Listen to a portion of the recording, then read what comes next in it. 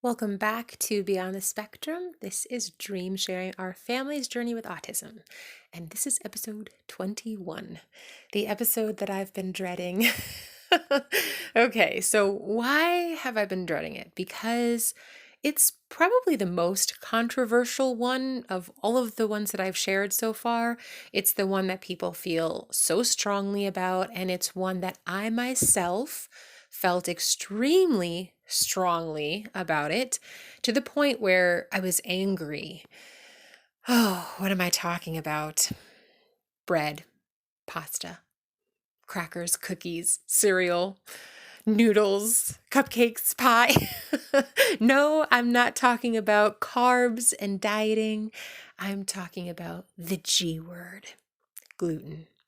Now, let me take you back a little bit. When Micah was probably around 3 years old, I remember very distinctly a woman coming up to me at church and handing me a magazine. She told me all about why I needed to read this article. And she basically was approaching me the same way that I approach people now, which is, I know this is almost as bad as me walking around with a tinfoil hat and being a conspiracy theorist, but I'm just telling you what I have to tell you. You do whatever you need to with this information. And that's how I'm approaching this with you all. I'm just going to tell you the story and you do what you like. So she gave me this magazine and it was like about, like health and gluten. And she goes, I read this article in here and I'm giving it to you because I know about you and your son. Now remember, this is now 18 years ago. And this is when there wasn't a lot really known about gluten. There were people making some broad statements about what's causing autism and where it comes from and all of these like, oh, the government's out to get us and all of this. Now, I'm also a person who does not blindly trust everything that we're told, and I have a mind that usually carefully considers and does my research. However, on this issue, I really resisted it. Why?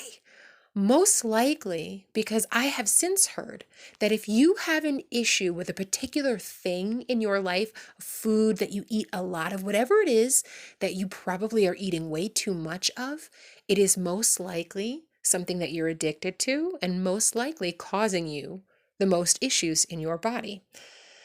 Do I believe that? I don't know. But I will say there's some merit to it because of what we went through. She proceeded to tell me that her own daughter, as she researched autism and things like that, she researched, and we later found out also through the Hope Infant Program, that oftentimes girls present with autism in a different way than boys.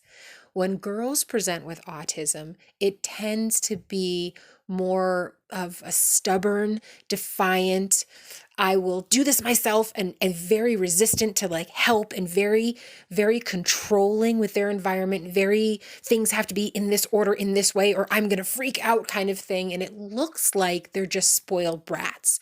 Looks like they're just having temper tantrums. But really, deep down, they're struggling with that kind of environment and struggling with the way that they need to control those things. It's almost a little OCD, but it's deeper than that.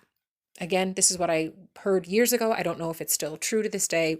We'll continue. Her daughter was actually presenting with some of these things, and they had wondered. She was older. I think she was like 15, 16, and they were scratching their heads thinking something is different here. They ended up trying to take everybody in the family off of gluten all through their lives. When this daughter would be around the family, they all walked on eggshells because they didn't know when she would have an outburst. They didn't know what would push her over the edge. And they were really, really hesitant to kind of push her there. So they were very tentative. Everything was sensitive and they walked around very carefully. And so when she would kind of come in the room, it was almost like this breath, that everybody was holding. It was maybe 2-3 weeks into them all being off gluten. And they were all sitting down at breakfast. And they said they heard her starting to come down the stairs, and it was this collective breath that they held. And all of a sudden, they start hearing her humming and then going into singing. And it was almost this like light-hearted moment. And all of them looked at each other like, who is this person? We don't know this person. And then they started talking. They realized life's been different lately. And I won't go deeper into their story because it's not important. I'll go into our story now. She handed me this and she told me to read it. And I will tell you right now, in my mind, I thought, you are a crazy woman. If you think that you're going to convince me that bread is the issue that we are having, that all I have to do is take away crackers from my boy and we're going to have this magical journey, you're nuts. And I don't like to call people crazy, but in my mind, I was like, this woman is insane. And she has, she has decided to drink the Kool-Aid that, oh, gluten is out to kill us all kind of thing. It simmered in the back of my mind. And it made me struggle with it for years because I kept thinking, am I just unwilling to, why would I not just try this? How bad could it hurt us to go gluten-free for a little while? Why am I so resistant? But the addiction, and I'll be very clear with you, it was an addiction, spoke louder and said, it's not that big of a deal. Ignore this and just deal with life the way that it is. You're doing just fine.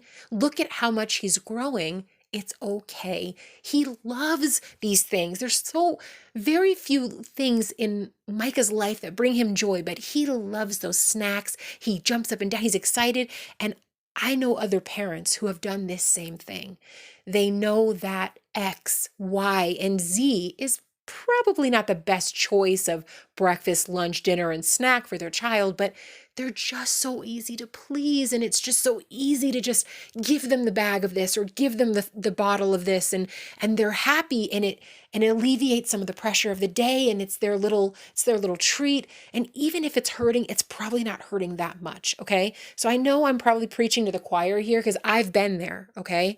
I'm just going to continue with our story. So finally, my husband is, I call him Mr. Research, and he will research everything. He started looking into health and diet and functional medicine, integrative, health, where they basically, are medically trained Western doctors, but they also have an understanding of Eastern practices, and they kind of marry the two, and they look at the body holistically. They don't just give you, the pill to the ill mentality. It is, let me look at you as a person and treat you as an entire organism because it's all interconnected. And if we treat this, it may affect that. So he starts looking into all of these things and he keeps pressing certain issues. And I'm willing to try a bunch of things, but I really kind of keep shying away from the gluten issue. Finally, he gets an invitation to this gluten summit where it's going to go on for a week. And in that week, there's all these experts and doctors and people that they have interviewed, and they're going to all have their little, talks for about 45 minutes, an hour, and you can tune in every day where it's free and all this stuff, right? So I'm just kicking and screaming going to this thing. But of course, I start listening, and it's fascinating stuff. And I'm hearing some things that I'm like, I don't know about that. And I'm hearing some things that are just brilliant. And there was one woman there who was absolutely brilliant and spoke to my heart. She was a pediatric neurosurgeon, and just absolutely incredible. The way that she presented her material, the way that she started studying the things that were connected with these children, that she was seeing that there were connections in the gut and the brain. And she is the one who actually came up with the GAPS diet. I'll let you do your own research there. I'm not going to go much further. I'm just giving you our story. The bottom line is, after I went to this summit and after I listened to enough, I knew that I had enough where I had to test it for myself. And our family is the kind of family that we weren't going to put him through something that we weren't willing to try ourselves. I mean, can you imagine? Oh, you can't have pizza anymore. You can't have soft pretzels. You can't have cookies, but we're going to sit here, we're going to eat it right in front of you. No, that's not what we're doing as a family. We're doing this all together. And so we had decided that we were going on a cruise 8 months later. And so I think that they had said you should really give it 3 months to be completely gluten-free. A lot of people try this, but they don't realize they're getting gluten in a bunch of different places where they don't even realize, they don't realize that it triggers. The smallest amount can trigger a cascade of events that last for weeks and weeks. And so they think, oh, I just cheated a little bit, but tomorrow I should be okay again. No, you really have to, if you're going to do this, they recommend that you go for at least 3 months before you even just start to see that things might be changing. You have to really put in an effort to do this and make sure that it is out of your system and out of your household and you're not cheating anywhere else. So we thought, okay, well, 3 months, sure. We'll do the full 8 and then we'll go on our cruise. And nobody wants to be, gluten-free when we're going on a cruise. So we'll take that break once we go on the cruise. That was the plan, and that's what we were going to commit to. I will say this, when we made this decision, this was what we were doing for Micah. There were no other issues that we were aware of that would affect us by going gluten-free. Maybe lose weight or something like that. People would talk about brain fog, but how do you really measure brain fog? That to me, it was all for Micah. If you recall in earlier podcasts, I had mentioned that I used to get excruciating migraines. As a matter of fact, it's one of my earliest memories as a child, as far back as I can go. I remember having really strong migraines that were just debilitating. And Micah also had those all his life. And we never really knew anything different. We just knew we struggled with migraines. I also used to get little dry patches, almost like eczema on my skin. Didn't know where they came from, didn't know why they lasted. And that was that. Never thought for a second that I would see any alleviation of these symptoms. But obviously you can see where I'm leading with this. So we did the full 8 months and all of our symptoms started to subside. They subsided over time. It wasn't like all of a sudden we woke up the next day and it was over with. We had been having, both of us as individuals, 3 to 4 migraines a week. Let that sink in. 3 to 4 migraines a week. And so maybe the next week it was 3, maybe the next week it was 2.5, And when you suffer with pain like that, it might seem unusual for me to tell you we didn't notice the difference. We might have noticed it, but when you are having a good day and you're out of pain, it's not like you're keeping a schedule and saying, oh, it's been 6 days since my last, you kind of just enjoy not being in pain. And at some point, you might say, oh, it's been a while since we've had a migraine, but at no point did I make the connection between going gluten-free and not having migraines because I never associated the two of those. So it wasn't until later that this all became clear.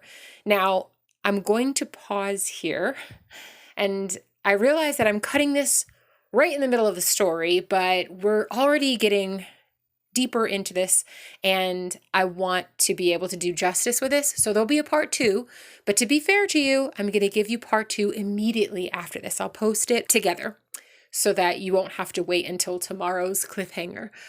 I'll see you in just a minute.